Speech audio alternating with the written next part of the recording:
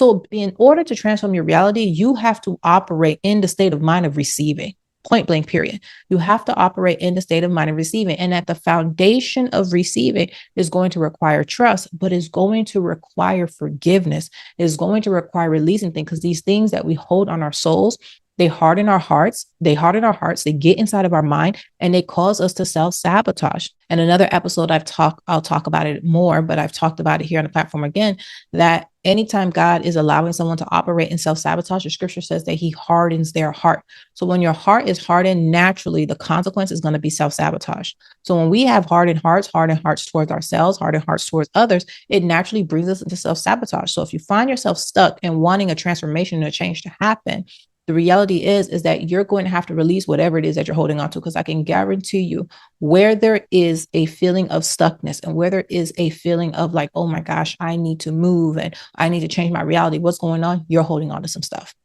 You are holding on to some stuff. And the moment you start releasing that stuff and letting it go and showing yourself compassion, showing yourself kindness, and allowing yourself to release all of those situations, even though you may never get an apology, you may never get closure, right? You may never be told that, hey, I did you wrong. You may never get understanding as to why things went the way that they were, or why things happened the way that they did. You at least can give yourself acceptance. You can at least walk yourself into acceptance. You can at least release it, release the situation, release everything to God.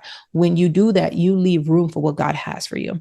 When you do that, you leave room and allow yourself to align with what God has for you. So right now, we are oftentimes way too aligned with pain, way too aligned with those miserable moments, way too aligned with fear, way too aligned with trying to prove ourselves, way too aligned with people pleasing. We're oftentimes so aligned with trying to keep up a certain image or trying to keep up with certain things, and we're just simply not aligned with what truly leads us to what we desire. So once you go through that process and you've surrendered everything and you're releasing everything, which is a process, guys, it's not happening overnight. Okay. Which is why, to support you guys, not only do I have the Beauty for Ashes program that you can find obviously within the 4-week Esther Year Launch Kit, but the Beauty for Ashes program helps you learn how to release that survival strength and embrace divine empowerment.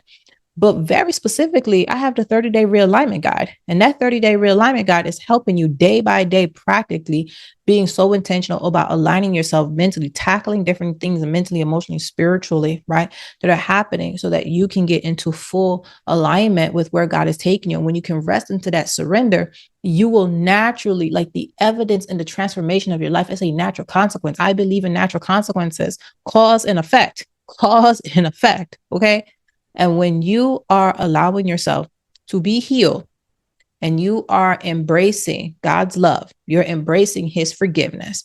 When you are embracing these things, you can embrace his abundance. And for many people, the transformation that you want to happen in your life, that's the abundance piece that does that. But see, we don't want to embrace all the other things, but receiving abundance is about receiving the whole thing, receiving the whole of love. See, abundance is the result of receiving love. As a parent, happy Mother's Day, by the way, to you ladies out there. As a parent, my children, as a result of being mine, as a result of being my babies, there are natural things that they get to experience through my love. That is shelter, that is protection, that is care, that is friendship. There's so many different things that they experience that is just simply a natural consequence of being loved by me. Now, they're children. And the beautiful thing about children, and I understand why Jesus said we have to be like children, is that they get to experience so much of me because they embrace me as the one that loves them. They embrace me as the one that cares for them. My son, a part of his school, with his teacher, did some work with him for Mother's Day. And he had to write out just some things about his mom, right? So she asked them a series of questions. He's, in kindergarten. She asked him a series of questions and he answered. And some of the things that he wrote, I'll put an image of it here because I thought it was the cutest thing.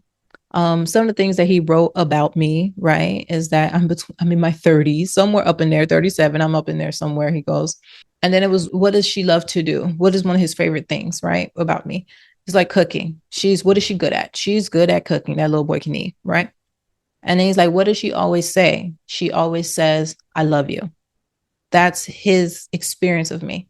And it's like, why is she super? Because she takes care of us. So there are natural consequences that he receives as being my child and receiving what I offer. When we get older, unfortunately, I don't know what it is about life. Obviously childhood trauma is a bunch of different things, but we don't receive the same way.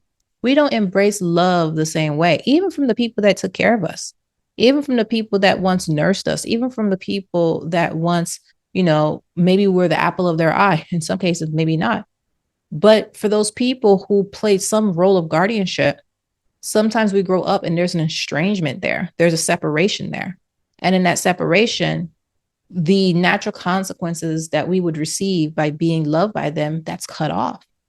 It's just cut off. But just because it's cut off from that human attachment, that human relationship, it's not cut off from God. It always existed. He said, I knew you before you were in your mother's womb. I always knew you, right? So the goal is to connect ourselves to the one who always knew us. And our responsibility is to receive his care. We have to be like little children. And in the process of being like little children and receiving that care, receiving that love, adoring it, admiring him, still doing the things that we need to do, just like, little kids, clean your room, etc. We still have responsibilities, but the core of you being my child is not just about all these responsibilities, all these things we need to do. It's the experience of loving one another. And many of us, we don't know how to be in love with God and allow God to love on us. That's just what it comes down to.